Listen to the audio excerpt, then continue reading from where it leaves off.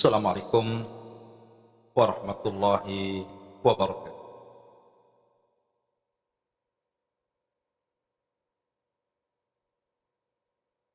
Alhamdulillah, alhamdulillahilladzi hadana lihadza wa ma kunna linahtadiya laula an hadana Allah.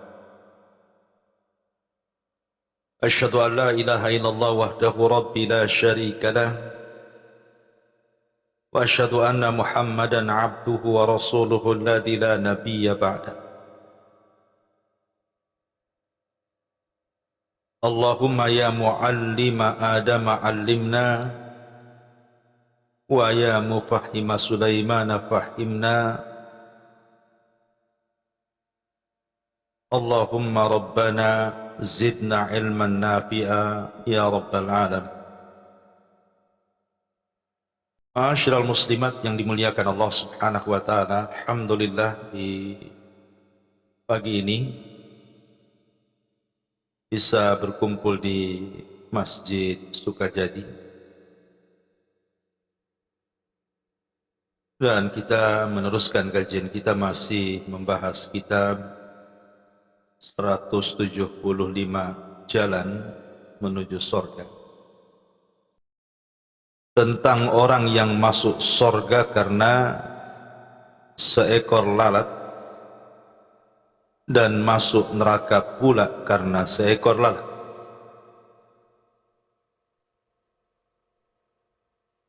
Di sini muallif pengarang mencantumkan beberapa dalil.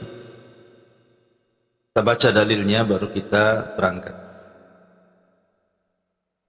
Nabi SAW bersabda, "Dakhala rajulun al-jannata fi dhubabin wa dakhala an-nara rajulun fi dhubabin. Qalu wa kaifa dhalika ya Rasulullah? Qala marra rajulani ala qaumin lahum sanamun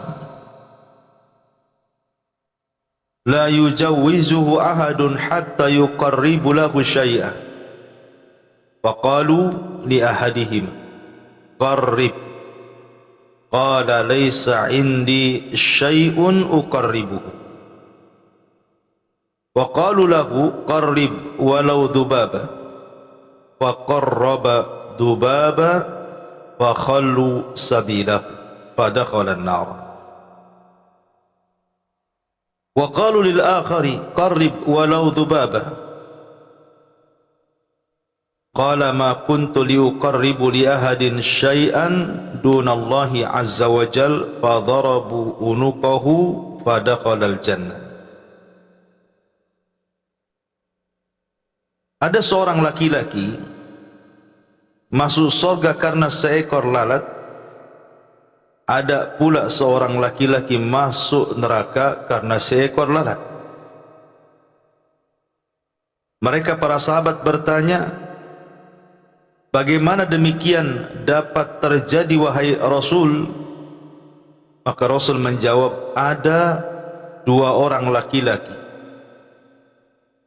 melewati satu kaum yang memiliki sebuah patung yang tidak boleh dilewati oleh seorang pun kecuali jika dia berkurban apa saja untuk berhala mereka.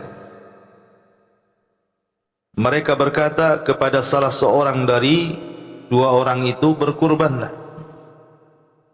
Dia menjawab, aku tidak memiliki apa-apa untuk kukurbankan. Mereka berkata, berkurbanlah walaupun hanya seekor lalat. Dia pun berkurban dengan seekor lalat, lalu mereka melepaskannya. Maka dengan demikian dia masuk ke neraka. Mereka berkata kepada yang lainnya, berkurbanlah walaupun hanya seekor lalat. Yang lainnya berkata, aku tidak akan pernah berkurban kepada siapapun selain Allah sedikit pun. Mereka pun memenggal lehernya, maka dengan demikian dia masuk ke dalam surga. Jika saja balasan bagi orang yang telah melakukan kesyirikan kepada Allah dengan berkurban kepada selain Allah dengan seekor lalat adalah neraka, lalu bagaimana balasan bagi mereka yang melakukan kesyirikan kepada Allah dengan berkurban kepada kubur-kubur, patung-patung, dengan kambing, sapi, unta, harta, emas, madu, minyak dan yang lainnya dari kurban-kurban dan amalan-amalan diharamkan dan berbagai jenis kesyirikan dan kesesatan. Padahal Rasulullah telah bersabda berkenaan tentang orang yang seperti mereka, la'anallahu man dzabaha li ghairillah. Allah melaknat orang-orang yang menyembelih untuk selain Allah. Baik. Bab kedua ini menceritakan tentang amalan dari amalan-amalan yang bisa memasukkan ke dalam surga. Pada nomor urut pertama, amalan yang paling besar memasukkan ke dalam surga kan tauhid. Lah nomor urut dua ini contoh daripada tauhid. Apa itu? Berkurban kepada Allah Subhanahu wa ta'ala, baik berupa akikah, baik berupa kurban Idul Adha, baik berupa nazar atau apalah namanya. Kalau seandainya kita menyembelih binatang itu dikarenakan karena Allah Subhanahu wa ta'ala dan juga diniatkan untuk Allah Subhanahu wa ta'ala, maka menyembelih seperti itu satu amalan yang bisa mengantarkan kita ke dalam surga. Tapi sebaliknya, kalau seandainya kita menyembelih binatang diberikan kepada selain Allah, walaupun binatang itu kecil, sekecil-kecilnya seperti seekor lalat, maka justru akan menjadi sebab orang itu masuk ke dalam surga, ke dalam neraka. Jadi di sini dikisahkan, Bu, sebenarnya hadis ini menjadi polemik para ulama.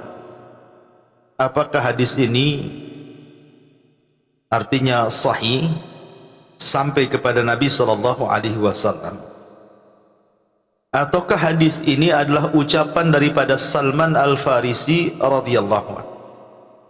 Kan kalau kita melihat sanadnya, hadis ini dari Salman Al-Farisi radhiyallahu anhu.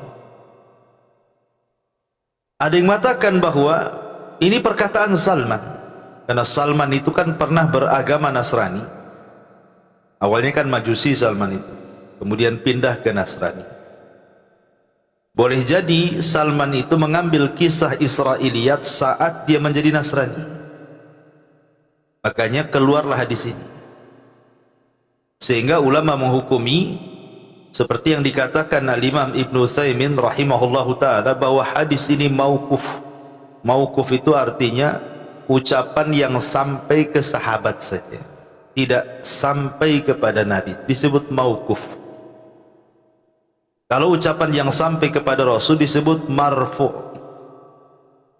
Nah, ulama mengatakan bahwa hadis ini mauquf.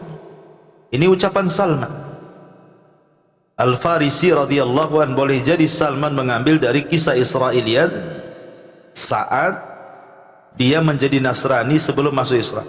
Dan pendapat inilah yang dikuatkan oleh Syekh Nasiruddin Al-Albani rahimahullahu ta'ala. Tetapi memang hadis ini masyhur karena memang dicantumkan di banyak kitab, seperti Kitab Tauhid cantumkan hadis ini. Dan memang hadis ini dikeluarkan Imam Ahmad di dalam kitab Az-Zuhud dan yang lainnya. Baik, anggaplah kita mengatakan bahwa ini adalah hadis marfu sampai kepada Nabi sallallahu alaihi wasallam. Jadi kita petik beberapa faedah dari hadis ini. Jadi zaman dulu, ini kan cerita zaman dulu. Jadi ada satu kampung itu. Di kampung itu ada berhala. Dan dulu kita masih kecil-kecil kan, ingat Bu ya, mungkin ibu yang masih kecil dulu masih ingat memorinya ke waktu baheula. Itu setiap kampung itu kan mesti ada berhala kan, entah berupa pohon yang ditakuti, yang dikeramatkan, terkadang harus kita kasih sesajen dan begitu seterusnya, entah berupa batu, entah berupa gua. Mestilah setiap kampung itu adalah tempat-tempat atau benda-benda yang dikeramatkan. Lah zaman dulu itu, apalagi zaman dulu sekali kan, zaman kita saja ada tuh. Zaman saya masih SD aja masih ada di kampung saya itu pohon beringin itu dikeramatkan. Apalagi ini kan kisah-kisah Bani Israel, berarti itu sudah lama. Jadi ada satu kampung itu ada berhala. Lah berhala itu selalu orang-orang kampung tersebut melakukan ritual kurban supaya tidak mendatangkan kesialan. Jadi orang-orang kampung selalu datang ke berhala itu berkurban. Dan akhirnya mereka memberlakukan kepada siapapun yang melewati kampung itu. Maka siapapun yang melewati kampung itu juga tidak boleh lewat begitu saja, kecuali harus berkorban juga. Lah, adalah dua orang musafir. Itu memang sedang melakukan perjalanan dan mau tidak mau harus melewati kampung itu, karena tidak ada jalan lain. Sementara siapapun yang melewati kampung itu harus mengorbankan sesuatu. Akhirnya kemudian yang satu dicegat, kemudian dikatakan qorib, kamu harus korban untuk berhala kami. Maka orang ini mengatakan, laisa indi syai'un uqarib, aku ini musafir, tidak ada duit. Mau beli kambing dari mana untuk kau korbankan? Mau beli ayam dari mana untuk kau sembelihkan di hadapan berhala? Aku ini musafir, tidak punya apa-apa. Tetapi karena orang kampung itu buat aturan, itu bukan alasan, tetap harus berkorban. Akhirnya mereka memberikan solusi, qarrib walau kana dubaba. Ya sudah, gini saja, kalau engkau tidak punya sesuatu yang bisa dikurbankan kepada berhala kami, kau tangkap lalat, kemudian kau sembelih lalat itu di depan berhala kami. Akhirnya kemudian dia pun mengejar-ngejar lalat, berhasil pula dia nangkap lalat. Kemudian disembelih pula lalat kecil itu di depan berhala tadi. Dan orang-orang pun akhirnya melepaskannya. Kenapa? Karena dia sudah berkorban untuk berhalanya, dilepaskan. Ini yang satunya sama juga disuruh berkorban, tapi yang satunya ini kuat tauhidnya, tidak mau berkorban kecuali kepada Allah. Ketika dipaksa, kamu juga harus berkorban. Dia mengatakan, aku tidak punya sesuatu untuk kukorbankan. Kemudian dikatakan, korbanlah walaupun sekecil lalat. Dia mengatakan, walaupun seekor lalat, saya tidak mungkin berkorban kecuali kepada Allah. Murkalah orang-orang kampung itu, ditangkapnya laki-laki ini, langsung dipenggal lehernya. Lah saat dua-duanya Allah Subhanahu wa taala takdirkan meninggal, yang kurban dengan lalat dan yang tidak berkurban dengan lalat, meninggal dua-duanya. Maka Allah Subhanahu wa taala memasukkan orang yang berkurban karena seekor lalat itu ke dalam neraka, dan Allah masukkan ke surga orang yang berkurban, yang tidak mau berkurban dengan seekor lalat kecuali kepada Allah Subhanahu wa taala. Dari sini kita lihat, gara-gara seekor lalat ada orang bisa masuk surga, gara-gara seekor lalat orang bisa masuk neraka. Ma'asyiral muslimat yang dimuliakan Allah Azza wa Jalla, berarti di sini faedahnya, jangan remehkan perkara kecil. Jangan meremehkan perkara kecil. Baik perkara kecil ini sebuah dosa, ataupun perkara kecil ini sebuah pahala, jangan diremehkan dua-duanya. Boleh jadi yang kecil ini, kalau itu kebaikan, dia pula yang membukakan pintu sorga bagi kita. Boleh jadi yang kecil itu sebuah dosa kemudian kita lakukan, boleh jadi itu pula yang menjadikan kita masuk neraka. Maka jangan remehkan perkara-perkara kecil, baik urusan dosa ataupun urusan pahala. Saya contohkan, dahulu di zaman Bani Israel ada dua orang yang bersaudara, yang satu ahli ibadah, yang satu ahli maksiat. Yang ahli ibadah ini baik, Bu, selalu menasihati saudaranya yang ahli maksiat itu, tobat kau, jangan maksiat, udah berhenti maksiatnya, gak capek ya kau maksiat, pokoknya dinasihati dah, bagus sampai di sini. Karena memang kewajiban orang baik menasihati orang jahat. Masalahnya, entah kenapa saudara yang dinasihatinya itu dia terus melakukan kejahatan, terus melakukan kemaksiatan di hadapan orang ahli ibadah ini. Akhirnya orang ahli ibadah ini marah. Mungkin menurut dia sudah tidak bisa ditolerir kemaksiatannya, karena sudah terlampau banyak maksiat dan terlampau banyak nasihat tadi dengar. Marah dia, akhirnya dia mengucapkan kalimat yang menjungkir balikan dunia dan akhirat. Yang harusnya dia masuk surga, dia pula masuk neraka. Apa itu? Dia bersumpah kepada Allah Azza wa Jal, wallahi illam tatub la yaghfirallahu lak. Demi Allah dia bilang, kalau engkau tidak bertobat, maka Allah tidak akan ampuni dosamu. Wallahi illam tatub, demi Allah kalau engkau tidak bertobat, Allah akan masukkan kau ke neraka. Jadi dia mengatakan bahwa Allah tidak akan mengampuni dosanya. Yang kedua, dia memvonis bahwa dia akan masuk neraka, bersumpah lagi. Akhirnya kemudian Allah takdirkan meninggallah yang ahli ibadah dan ahli maksiat ini. Yang ahli maksiat pula dimasukkan ke surga, yang ahli ibadah pula dimasukkan ke neraka. Kenapa coba? Ya tadi ini bukan perkara besar, perkara kecil. Hanya gara-gara emosi, kemudian melontarkan satu kalimat tanpa sadar diucapkan, kalimat itu membuat Allah murka. Apa kalimatnya? Sumpah dia, demi Allah kalau engkau tidak tobat, Allah tidak akan ampuni dosamu. Seolah-olah apa?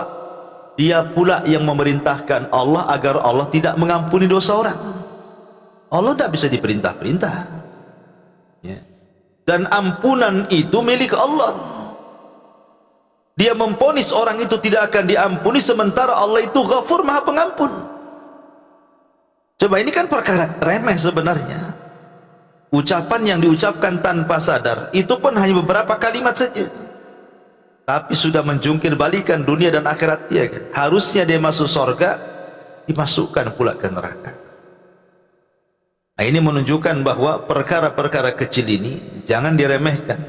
Terkadang bisa menjadi penyebab orang bisa masuk neraka. Atau contoh yang lain, seseorang diazab oleh Allah Subhanahu wa taala di kuburannya gara-gara kencing. Nabi sallallahu alaihi wasallam satu hari lewat di kuburan. Tiba-tiba Nabi sallallahu alaihi wasallam melihat kok ada dua kuburan itu nampaknya ada masalah. Rupanya Rasul diperdengarkan dua kuburan itu penghuninya sedang diadab. Dan itu mukjizat, Bu ya. Akhirnya Nabi sallallahu alaihi wasallam kemudian mengambil pelepah kurma dan dibeset jadi dua. Kemudian diletakkan di satu kuburan dan satunya diletakkan di kuburan lain. Kata Rasul, sebelum pelepah kurma ini menjadi kering, boleh jadi bisa meringankan adab keduanya. Jadi Rasul ditanya, Rasul, Kenapa emangnya dua orang itu? Maka Nabi SAW mengatakan, yu'adzabani wa ma yu'adzabani fi kabir, katanya. Keduanya sedang diazab dan tidaklah keduanya diazab dalam perkara besar. Artinya masalah-masalah sepele. Ya. Kemudian Nabi SAW mengatakan, adapun salah satu dari keduanya la yastatiru minal baul, tidak memberikan perhatian saat dia kencing. Boleh jadi mungkin tidak menutup aurat, boleh jadi mungkin ceboknya tidak bersih, bahkan mungkin tidak cebok. Dan saya saksikan seperti itu. Mungkin kalau ibu-ibu risih lah, biasanya bapak-bapak itu yang gak risih. Ya, apalagi kalau kebelet kencing di jalan gitu kan, main blusuk ke semak-semak kencing, dah langsung selesai kencing pergi, tidak bawa air. Oke lah, kalau nggak ada air kan ada batu, ya kan, batu banyak di jalan itu. Nah, berapa lori batu itu banyak. Kan tidak harus 1 lori batu itu, cukup 3 batu saja istijmar kan gitu. Tapi kan banyak tuh yang tidak memperhatikan seperti ini. Kan perkara kecil sebenarnya kan, hanya masalah cebok, tapi bisa menjadikan orang itu diazab di kuburan tuh. Maka jangan remehkan masalah kecil. Kasih tahu suami-suaminya itu, jangan kencing sembarang. Ya. Kemudian contoh yang lain, ada hadis Nabi SAW tentang seorang wanita yang masuk neraka gara-gara seekor kucing. Dan itu kisahnya juga masih kisah Israiliyat kan. Kata Nabi SAW, dakhalat imra'atun nar min hirratin laha aw hirratin rabatatha fala hiya at'amatha wala hiya arsalatha, kemudian ta'kulu min khashashil ardi hatta matat. Jadi ada seorang wanita masuk neraka gara-gara seekor kucing. Ya. Tentu maksudnya di sini bukan hanya kucing, tidak, ini kan permisalan. Permisalan, hati-hati ibu kalau punya binatang peliharaan. Kan mungkin ada di antara ibu itu ada yang suka kucing, akhirnya melihara kucing. Ada ndak suka kucing, ibu itu tuh kan, sukanya ayam, dia pelihara ayam. Ada ndak suka ayam, suka burung, pelihara burung. Ada yang suka aneh-aneh gitu kan, pelihara landak gitu. Pamanya macam-macam lah orang hobi binatang kan, ya. Entah apalah.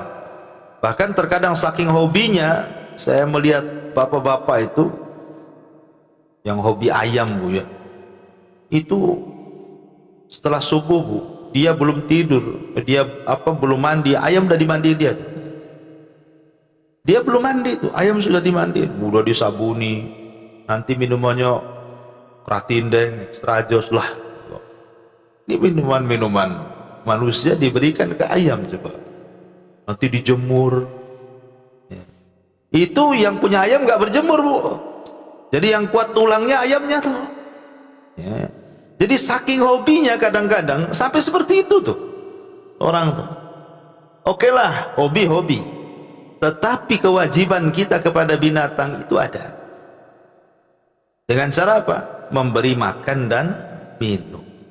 Karena kasusnya wanita ini masuk neraka gara-gara seekor kucing yang dirawat dia, dikurung aja, nggak dikasih makan, nggak dikasih minum, ya nggak dilepas juga. Kalau memang tidak bisa ngasih makan, ngasih minum, lepas saja lah kan begitu.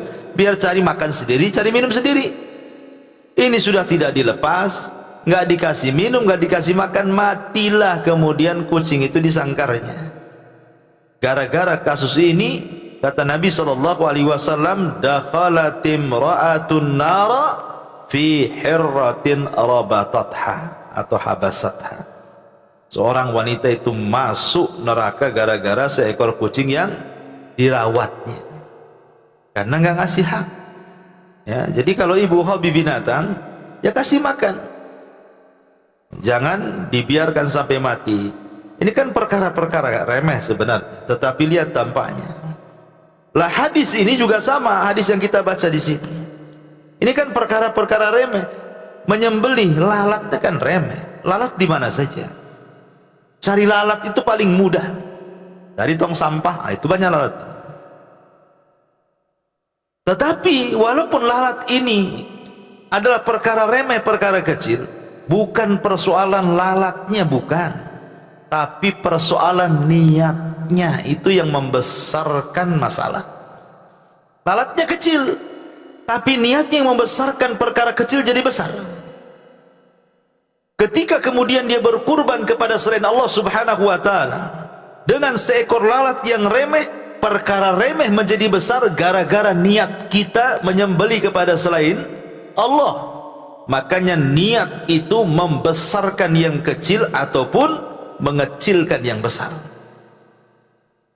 Niat ini bisa membesarkan yang kecil ataupun mengecilkan yang besar. Kemudian juga di antara faedahnya hadis ini, kalau saja seekor lalat orang bisa memasukkan ke dalam sorga ataupun ke dalam neraka, bagaimana yang jauh lebih besar, lebih manfaat dibandingkan seekor lalat. Karena di sini saja dia mengatakan dakhala rajulul jannah fi dzubab, orang masuk surga gara-gara seekor lalat. Kenapa? Karena ketika dia disuruh berkurban seekor lalat, dia tidak mau kecuali kurban ini diberikan kepada Allah. Baru saya mau. Bagaimana kalau dia berkorban kepada Allah itu bukan lalat, tapi kambing, tapi sapi, unta yang lebih besar kan?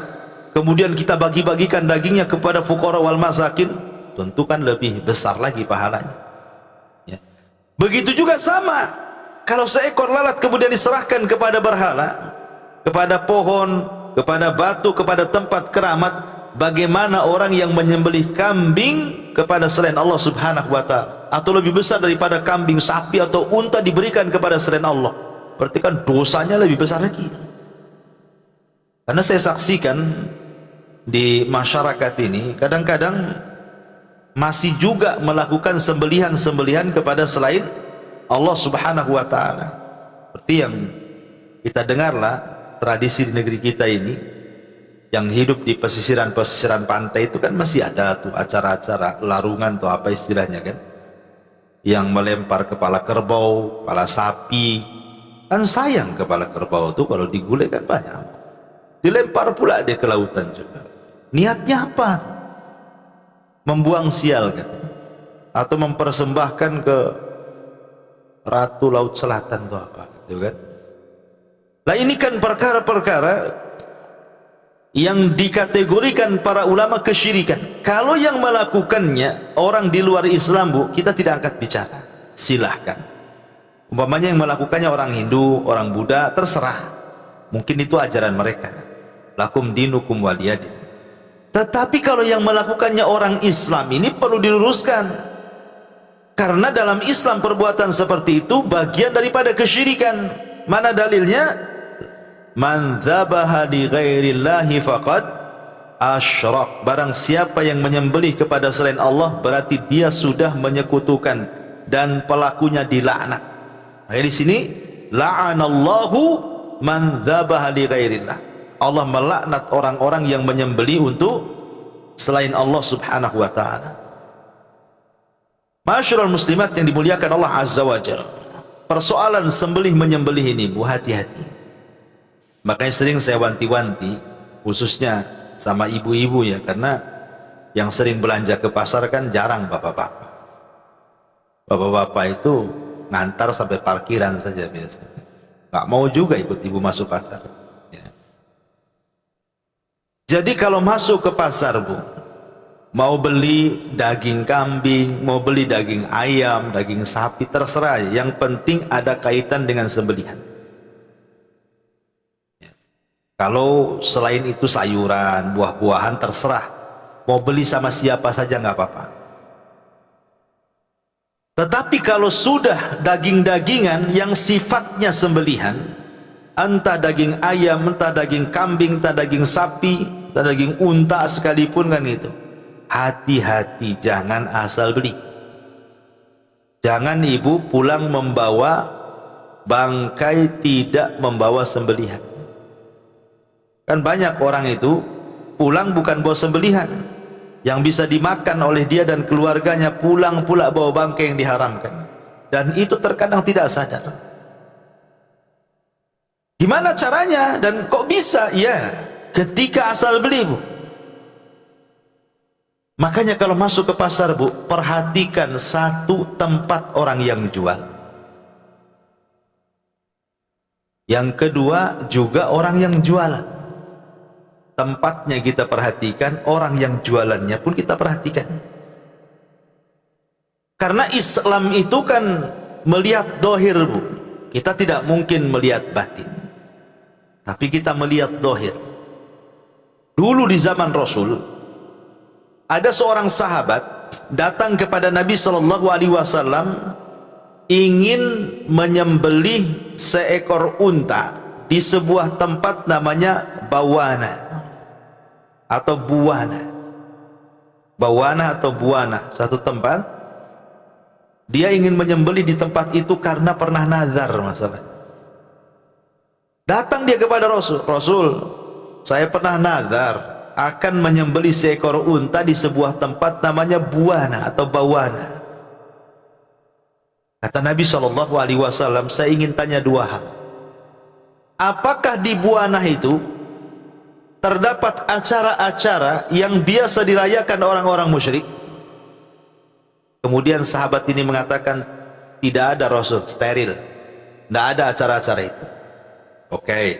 Pertanyaan yang kedua, apakah di Buwana, tempat yang akan kau jadikan sembelihan nazarmu itu, terdapat berhala? Yang berhala itu masih aktif disembah orang-orang musyrik? Kata sahabat ini, steril wahai Rasul, tidak ada. Kalau tidak ada dua-duanya, sembelihlah untamu di tempat itu. Berarti di sini ada dua perkara kan, Bu, yang harus diperhatikan. Satu tempat, ya. Ada enggak di situ berhala-berhala yang bertengger, Bu? Ibu kalau ke pasar, tengok tuh di toko yang jualan daging itu, ada berhalanya enggak di situ? Berhala-berhala yang biasa disembah oleh orang-orang di luar daripada Islam, ya. Entah atribut-atribut apa kan, ataupun persembahan-persembahan apa di situ kan. Nah, itu satu. Kalau itu tidak ada, berarti steril lah itu tempat tuh. Yang kedua, lihat yang jual. Kalau yang jual ini zahirnya dia muslim, mungkin ibu tidak perlu tanya kamu muslimnya, tidak. Tapi lihat zahirnya, nampak pakai peci, pakai koko gitu ya, pakai jubah, nampak nih ada tasbih, kalung gitu. Nah, pokoknya zahirnya kita 70% yakin dia muslim. Lah zahirnya kan, beli. Kalau nampak zahirnya muslim, yang kedua tempatnya steril, tidak ada berhala, beli. Ini enggak gara-gara beda 1000 perak, ya, nampak pula ini lebih murah, asal beli saja. Udah ada berhalanya di situ, yang jual pula nggak jelas kan itu ya. Itulah yang harus dipahami. Kalau ke pasar itu nggak apa-apalah, beda 2-3 ribu nggak ada masalah, Bu. Khusus masalah beli ayam, beli kambing, beli sapi, jangan dipermasalahkan beda 1000-2000 tuh. Daripada pulang bawa bangkai, bagus pulang bawa sembelihan. Karena itu masalahnya yang akan dikonsumsi keluarga. Nah, kalau yang lain nggak apa-apa ibu rewel. Beli buah-buahan beda 1000, malas tuh, mahal. Beli sayur beda 500 saja, pindah langganan. Terserahlah kalau itu, ya. Karena kalau itu dimanapun beli tidak ada masalah. Tapi tolong kalau soal sembelihan, jangan asal-asalan. Karena begini, Bu, kalau saya kategorikan persoalan sembelihan ini, ada beberapa kategorinya. Satu, ada orang ketika menyembelih, umpamanya ibu nyembelih hewan, ayam, kambing atau apa ya, ketika disembelih ibu baca bismillah, bismillah, ngorok layak. Apakah semata-mata kemudian menyembelih dengan baca basmalah itu menjadi halal? Tidak, kata ulama. Tapi harus ada perkara kedua. Bukan hanya ketika menyembelih baca basmalah, tetapi juga harus ada yang kedua. Apa? Diniatkan karena Allah. Ya. Kalau hanya menyembelih baca basmalah diniatkan kepada selain Allah, halal, haram, tidak boleh dimakan. Contoh, ya, ibu nyembelih ayam, bismillah tuh, sudah benar pakai bismillah, tapi tiba-tiba memang diniatkan untuk sesajen, diberikan kepada pohon, pada berhala, kepada apa, halal, tidak halal walaupun baca basmalah, karena diniatkan kepada selain Allah kan. Itu sama orang mencuri baca basmalah. Ya, mau nyopet baca bismillah dulu bu, nah, biar halal tangkapannya katanya kan. Nah itu sama aja kayak gitu tuh. Jadi ini yang pertama kan, baca basmalah diniatkan kepada selain Allah, haram, nggak boleh dimakan. Ataupun kita balik, dia tidak baca basmalah tuh, main goro saja, tiba-tiba kemudian diberikan ke tamu. Tamu kan, menjamu tamu kan ibadah bu, karena Rasul yang mengatakan, man kana yu'minu billahi wal yaumil akhir falyukrim dhaifahu. Siapa yang mengaku beriman kepada Allah dan hari akhir, maka hormati tetamunya. Menghormati tamu kan baik bu. Masalahnya ketika menyembelih binatang tidak mengucapkan basmalah, halal apa haram? Haram. Walaupun niatnya bagus untuk tamu, atau niatnya disedekahkan kepada fakir miskin, atau niatkan disedekahkan untuk ngasih makan anak-anak yatim, tapi ketika menyembelihnya tidak baca basmalah, haram juga sembelihannya. Kalau yang pertama baca basmalah tapi diniatkan kepada selain Allah, haram sembelihannya. Yang kedua dibalik nih, tidak baca basmalah diniatkan pula karena Allah, tetap haram. Yang kuadrat itu bu, itu sudah tidak menyebut nama Allah, diberikan pula kepada berhala, itu kuadrat. Udah nyembelihnya nggak pakai bismillah, dikasih pohon pula, kemudian kita makan pula, itu udah jelas. Kalau yang makan orang gila tidak apa-apa ya, tapi kalau yang makan kita orang waras jangan. Itu sudah dua haram. Ketika menyembelih sudah haram, tidak menyebut nama Allah, diniatkan pula untuk pohon, dua kali haram. Berarti yang benar itu adalah sembelihlah dengan membaca basmalah, kemudian diniatkan karena Allah subhanahu wa ta'ala. Itulah yang disebut dengan sembelihan tauhid. Itu yang menjadikan penyebab kita masuk surga. Ketika kita menyembelih karena Allah, kemudian saat menyembelih membaca basmalah, itu amalan nomor 2 ya, yang bisa mengantarkan kita ke dalam surga. Masyarul muslimat yang dimuliakan Allah subhanahu wa ta'ala. Kemudian faedah yang terakhir dari nomor 2 ini, di sini ada polemik begini kan bu. Orang ini yang masuk neraka ini, orang yang masuk neraka ini kan posisinya dipaksa bu. Kan orang ini lewat, ini ada berhala di kampung, kemudian lewat. Oh kalau tidak berkurban, saya bunuh kan. Berarti kan posisinya dipaksa. Akhirnya terpaksalah dia berkurban. Kemudian Allah takdirkan meninggal. Kenapa dimasukkan ke neraka? Kan dia melakukannya kan terpaksa. Bukan karena kerelaan dia menangkap lalat kemudian menyembelih depan berhala.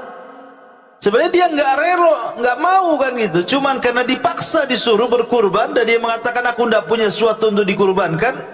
Akhirnya orang-orang memberikan solusi tangkap lalat, terpaksalah dia tangkap lalat. Sebab kalau tidak, nasib dia akan seperti saudaranya yang dibunuh kan.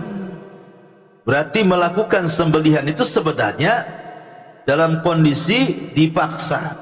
Pertanyaannya, harusnya kan dimaafkan. Namanya terpaksa.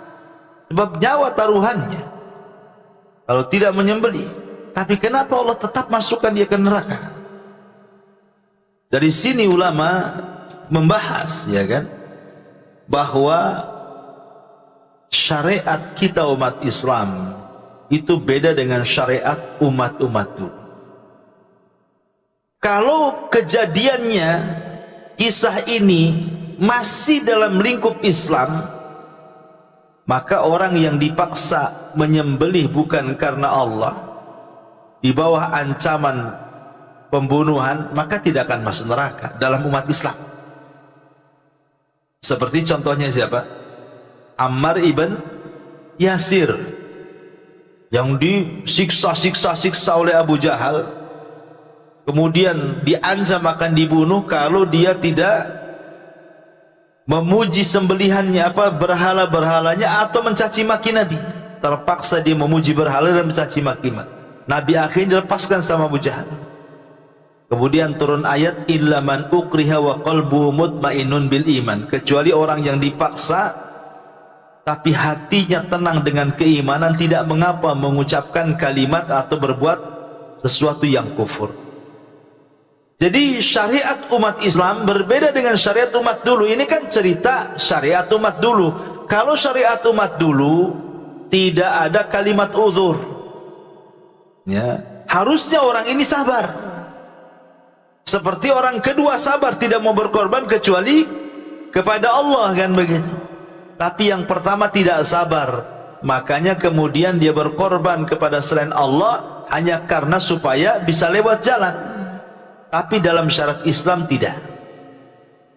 Dalam syariat Islam ini kalau umpamanya ibu dipaksa, kalau tidak dibunuh, untuk berkorban kepada berhala, kemudian ibu berkorban kepada berhala secara terpaksa, maka itu dianggap uzur. Ibu tidak dihukum, namanya dipaksa, ya. Makanya kenapa tolak makruh kalau kita bicara masalah talak. Seorang suami kemudian dipaksa, kau ceraikan istrimu, kalau enggak saya dor kepalamu. Terpaksa dia menceraikan istrinya. Sah cerainya? Kata Imam Malik tidak sah, karena cerainya dipaksa, ya. Nah, itu juga berlaku juga gitu ya dalam umat Islam. Berarti karena konteksnya hadis ini bicara tentang umat Israiliyat, umat dulu, ya boleh jadi hukumnya umat dulu berbeda dengan hukum umat Islam. Wallahu alam. Ini yang bisa kita ambil petik dari pelajaran nomor 2 tentang orang yang masuk surga karena seekor lalat dan masuk neraka pula karena seekor lalat. Baik, sebelum saya tutup, kalau ada yang bertanya silakan.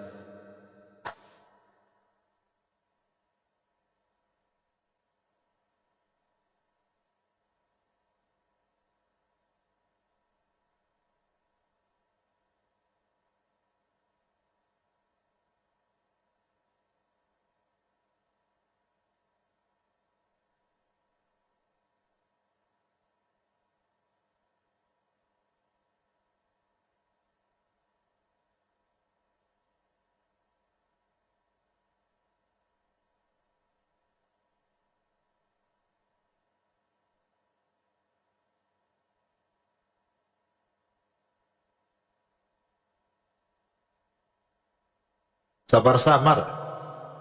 Ada 2 aja, mungkin saya yang budek gitu ya, atau ibu yang kurang keras ngomongnya.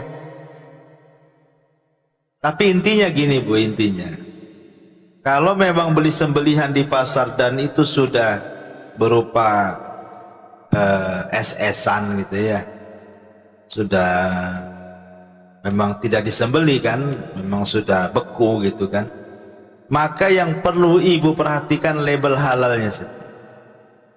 Yang itu Ustadz, Afwan Ustadz, yang Ya. kan lalu saya baca yang pernah baca-baca kalau yang di surat Al-Maidah itu Ustadz, yang halal bagimu sembelihan ahli kitab itu Ustadz. Oke. Itu terus dan selanjutnya terus lalu saya baca katanya kalau ahli kitab dahulu dan yang sekarang itu sama-sama sudah kafir gitu. Jadi maksudnya yang dulu kan pada zaman Nabi ahli kitab dahulu itu kafir tapi diperbolehkan gitu, ada yang hadis Nabi diberi kambing itu Ustadz sama Ya. wanita itu kan Ustadz. Nah itu berlaku juga di zaman sekarang gitu Ustadz. Iya. Gimana Ustadz? Intinya bahwa masalah sembelihan ahli kitab itu sebenarnya ayat itu umum sampai kiamat. Tidak mungkin ayat itu dibatasi sampai turunnya ayat itu saja di zaman Nabi, kan mustahil. Namanya hukum itu akan berlaku sampai hari ini bahkan sampai kiamat. Namanya hukum itu tidak mungkin terbatasi ruang lingkup dengan waktu dan zaman. Ya, hukum haram di zaman Nabi haram sampai sekarang, haram sampai kiamat. Hukum boleh di zaman Nabi akan senantiasa boleh sampai sekarang dan sampai kiamat. Termasuk juga surah Al-Maidah, wa ta'amul ladzina utul kitaba hillu lakum wa ta'amukum hillu lakum. Dan sembelihan ahli kitab halal bagi kalian sebagaimana sembelihan kalian halal bagi mereka. Maksudnya to'am, makan di sini artinya sembelihan. Ayat ini kata para ulama yang rajih adalah umum sampai hari ini bahkan sampai kiamat. Termasuk saya juga membaca salah satu fatwa ulama ketika membahas satu negara yang negara itu tidak dibolehkan menyembelih, contoh Singapura umpamanya kan. Itu kan sembelihan jarang di situ ya. Orang Singapura aja kalau mau kurban itu orang-orang itu terdibatasi sehingga sebagian mereka kalau kurban terpaksa keluar. Dan kalau mau korban di Singapura ya harganya mahal, yang kedua tidak bisa lihat karena langsung di penjagalan gitu. Jadi kalau negara-negara itu mendapatkan daging impor, mendapatkan daging impor, umpamanya ada orang Islam hidup di negeri tersebut sementara daging yang memasok negeri tersebut dari impor, maka ulama mengatakan lihat pengimpornya itu. Kalau daging negara yang impornya itu ahli kitab, maka kita yang hidup di negara itu halal makan. Kalau jelas-jelas ya yang mengimpornya itu negara ahli kitab. Maksudnya negara ahli kitab itu mayoritas ahli kitab. Tapi kalau seandainya negara yang mengimpor itu bukan ahli kitab tetapi di luar ahli kitab dan bukan juga muslim, maka haram, tidak boleh memakan sembelihannya. Jadi ulama memfatwakan seperti itu. Lah termasuk juga di negeri kita. Masalahnya di negeri kita ini kan ada pilihan, Bu. Itu masalahnya. Kita kan ada pilihan. Ini ada muslim jual, ini ahli kitab jual. Iya, kita kan ada pilihan, kecuali nggak ada pilihan. Ya kita ambil yang muslim lah, yang jelas-jelas kan gitu ya. Supaya jangan menjadi syubhat bagi hati kita. Makanya disitulah kemudian kenapa kita hati-hati mencari sembelihan di pasar itu. Kalau memang tidak ada tokonya, hanya mungkin sudah berupa pres-presan es, maka yang bisa kita lihat ya label halalnya saja. Kalau ada halalnya dari Kementerian Agama sekarang kan, kalau dari MUI ya udah beli saja. Ya, tapi kalau tidak ada label halalnya sebaiknya jangan. Tanpa dicari-cari labelnya mau nggak ada. Cari yang ada labelnya. Karena kita berhukum dengan hukum zahir. Wallahu a'lam. Ada tambahan Ustadz. Iya. Yang jadi ada teman sebelah nanya, kalau yang menikahi ahli kitab tambahan yang di surat Al-Maidah itu gimana Ustadz? Yang menikahi ahli kitab itu harus yang laki-lakinya dari Islam. Gimana Ustaz? Laki-lakinya dari Islam, wanitanya dari ahli kitab gak apa-apa. Itu. Tetapi kalau perempuannya dari kita, dari Islam, laki-lakinya dari mereka tak boleh. Islam melarang. Ya. Itu boleh ya Ustadz ya. Maksudnya kayak pemuda Islam menikahi perempuan Boleh, tapi dengan syariat Islam. Bukan dengan nikah di secara gereja ya. Ustadz. Jazakallah ya. Iya, jadi nikahnya harus secara Islam. Wanitanya terserah mau ahli kitab, mau Yahudi, mau Nasrani apa. Tapi sistem pernikahannya harus sistem pernikahan Islam.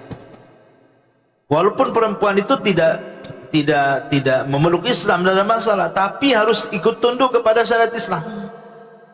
Bukan kita pula tunduk beribadah di tempat ibadah mereka, karena akan berbeda ritual mereka dengan ritual kita. Kita ini agama tauhid, mereka bukan agama tauhid. Mereka mengatakan Isa itu Tuhan, Isa itu anak Tuhan, Isa itu satu di antara tiga Tuhan dan macam-macam. Yahudi mengatakan Uzair itu anak Tuhan, kan beda gitu. Ritualnya pun beda. Sahadatnya beda lah gitu maksudnya kan. Makanya nggak apa-apa laki-lakinya dari kita, perempuannya dari mereka, tapi ketika pernikahan harus sesuai dengan syarat Islam. Itu saja. Wallahu a'lam. Ya, saya kira itu. Subhanaka bihamdika asyhadu an la ilaha illa anta astaghfiruka wa atubu ilaik. Allahu ta'ala. Assalamualaikum warahmatullahi